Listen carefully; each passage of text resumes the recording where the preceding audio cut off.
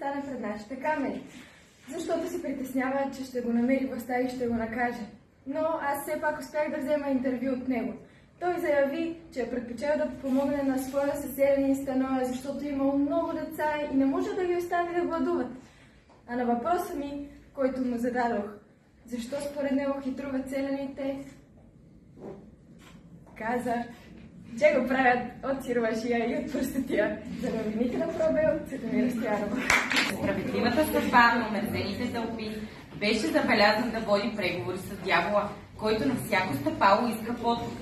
Оказа се, че изкусителят е страшно на политиците. Макар и колеблив, все пак революционерът се съгласи да жертва очите, слуха, сърцето и паметта си, воден от принципа целта оправдава средствата. И така той от идеалист се превърна в ренегат. Защо вече не вижда и не чува страданията на тълпата и в крайна сметка плебей ли е или принц, ще разберем от репортера ни Кристиан Лошев. Добър ден, уважаеми зрители! Опитвам се да вземе интервю от юношата, който засъкнал се опитва да си скачи по една мраморна стълба. Здравейте, моля ли да ви задам някакво въпроса? Аз съм плебей по рождение. Не, изчакайте. Аз не съм дявол. Искам да ви попитам на къде отивате. Да отмъстявам ние горе, ето това богатство и разкоша моите брати ми Зевс и страдат. А защо понякога спирате и говорите с дявола? Оказва се, че политиците имат страж от дявола. Той иска откуп, за да стигне до него. Така ли? Не знаех. И какъв откуп ви иска? Очите си да се цвети паметта. И вие давате ли му ги? Ами, какво направя, че това брана се случва, че Хайде, успех по силата на целта. Видяхте, уважаеми зрители, колко стръмен и непредсказуем път към властта. Дано всеки от вас си каже, това да не се отнася за мен. Що мълчиш, бе? Не си ли радостен? Виж какво се превърна? Това дет мразиш. Добре дошъл при нас, моето момче.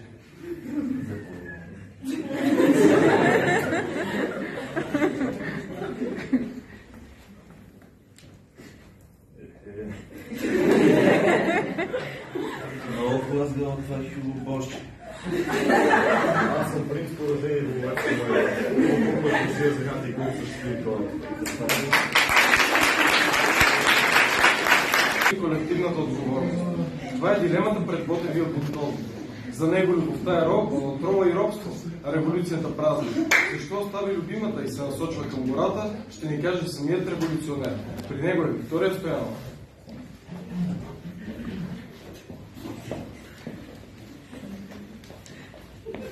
Здравейте, уважаеми зрители! Намираме се насред планински път, където ще ви срещнем с лирическия герой на моето първо ливо, който преди няколко часа се раздели с любимата си, за да посети заветното там, де земя гърми и тътне. Какво казаха на дявола? Усетих, че любовта е отрова и робство. Не мога да бъда щастлив, ако живея в поробено отечество. Което значи? Запей или махни се. Или да ме разбере и подкрепи, или да остане в миналото, от което се срамува. Страхувате ли се от смъртта? Не, за мен тя е смила усмивка, гроба сладка почивка. Хайде, че дружина тръгва отива. Хайде, желая ви успешна победа. Виждате, уважаеми зрители, любовта към родината побеждава любовта към любовта. Това беше всичко от мен за новините на Пробел, Виктория Стоянова. Колеги, към вас. Обстоятелство, което роди една изпрепеляваща любов между сръбския военнопленник Иво Обретенович и българката Елисавета, жена на коменданта на Велико Търново, полковник Михаил. Как виждат продължението на своята любов, ще научим от Теодора Борисова, която се намира пред щастливите влюбени Елисавета и Иво. Здравейте, можете да ли ми разказа едно кратко интервю? Може ли, защо не? Разкажете ни как се запознахте. Аз съм сърбин, военнопленник съм и бях много гледан, дойдох да бера праско и да срещнах Елисавета.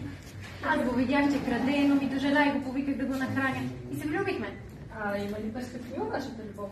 Ами сме мима, като с война свършим и да се сбегаме заедно, се оженим. Да, така сме решили. Аз не виждам как бих могла да живея без Иво.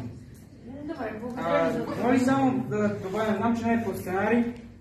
Дали мога да поздравя Елисавета с една сръбска песен? Я, без тебе не мога да живим. Я без тебе!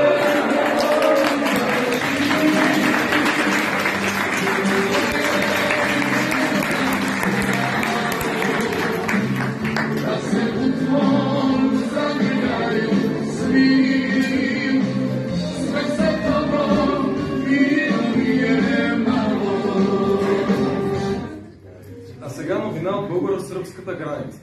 Изключителен героизъм проявява българският войник при Сливница и Драгоман. Националният дух няма да допусне родната земя да стане част от сръбско. И твоето име, как ме обяха, умира.